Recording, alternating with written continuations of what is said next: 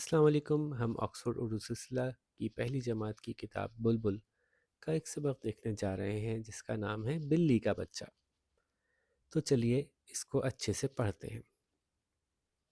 ساجد باغ میں کھیل رہا تھا. باغ کے کونے میں گلاب کے پودے کے پاس ساجد کو بلی کا ایک بچہ ملا. پیارا پیارا سا روئی کے گالے جیسا سفید بلی کا بچہ. روئی کا گالا کیا ہوتا ہے کہ روئی ایک پودے سے بنتی ہے اور اس روئی کا ایک چھوٹا سا ٹکڑا، بالکل چھوٹا سا پیارا سا ٹکڑا، بالکل نرم نرم سا، جس میں سے فلفی سا جس کو ہم کہتے ہیں نا، تو جیسے کہ برف کا کوئی باریک سا جو ہے وہ اوپر سے برف جب گرتی ہے برف باری کے دنوں میں تو ویسا بالکل نرم نرم سا سفید، بالکل صاف ستھرا سا ملائم سا، تو اس کو روئی کا گالا کہتے ہیں، روئی کا چھوٹا سا ٹکڑا. تو پیارا پیارا سا روئی کے گالے جیسا سفید بلی کا بچہ. جیسے کہ روئی سفید ہوتی ہے ویسا سفید بلی کا بچہ. ساجد نے بلی کے بچے کو اٹھا لیا اور اپنے گھر لے آیا. بلی کا بچہ باریک آواز میں میاؤں میاؤں کر رہا تھا. کیسے؟ میاؤں میاؤں میاؤں. ساجد نے ایک پرچ میں، پرچ ہوتی ہے نا جس کے اوپر چائے کا کپ رکھتے ہیں، ساجد نے ایک پرچ میں دودھ ڈال کر اس کے آگے رکھا، مگر بچے نے دودھ نہیں پیا. اتنے میں اماں آ گئیں. ارے یہ تو بہت چھوٹا ہے، ابھی یہ پرچ سے دودھ نہیں پی سکتا. وہ بولیں. ساجد اسے واپس چھوڑ آؤ. مگر ساجد نہیں مانا. یہ نہ تو کچھ کھا سکتا ہے نہ پی سکتا ہے، یہ صرف اپنی اماں کا دودھ پیے گا. بیٹا اسے چھوڑ آؤ. اماں پھر بولیں. ساجد نہ مانا. وہ بلی کے بچے کو لے کر چپکے سے گھر کے پیچھے ایک خالی کوٹھری میں چلا گیا.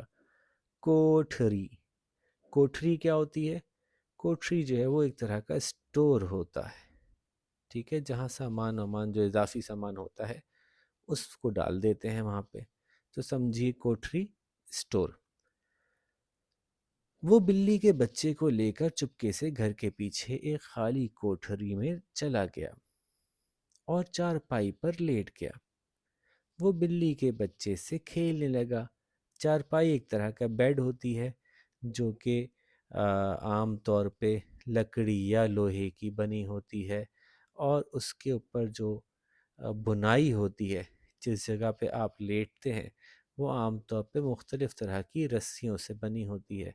بعض اوقات نواڑ یا بان یا مختلف پٹیاں سی کپڑے کی ہوتی ہیں جس سے کہ وہ بنی جاتی ہے، ٹھیک ہے. تو یہ چارپائی ہوتی ہے. چار پاؤں کی وجہ سے اس کو چارپائی کہتے ہیں، اس کے چار پاؤں ہوتے ہیں نا.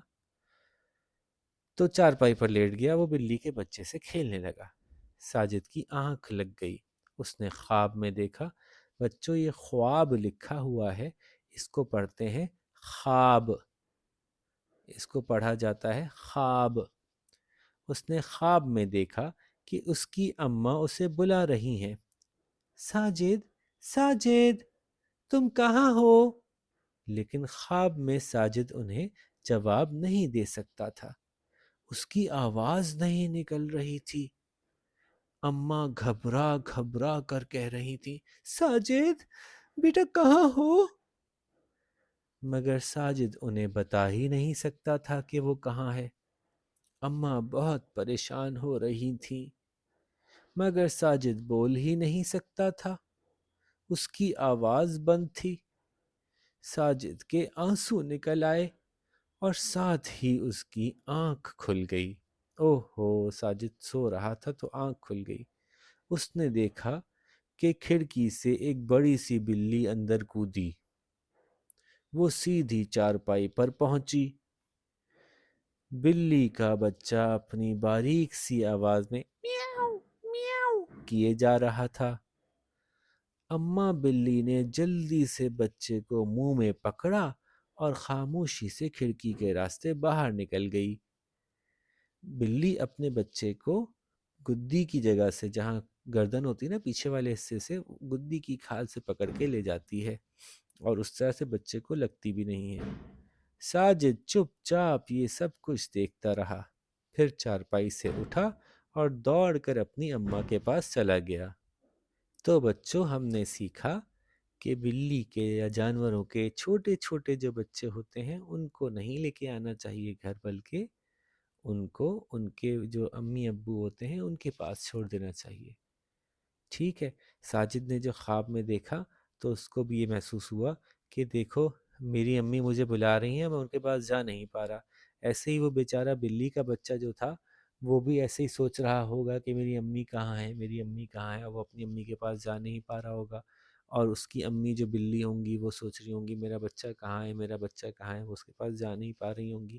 تو یہی ساجد نے خواب میں دیکھا۔ اسی لیے جب بلی اس کو لے گئی ہوگی بچے کو، اپنے بچے کو، تو ساجد کو اچھا لگا ہوگا کہ چلو ماں بچہ دونوں آپس میں مل گئے۔ تب آپ لوگ بھی اچھے سے یہ مجھے پڑھ کے سنائیے، شاباش، اللہ حافظ۔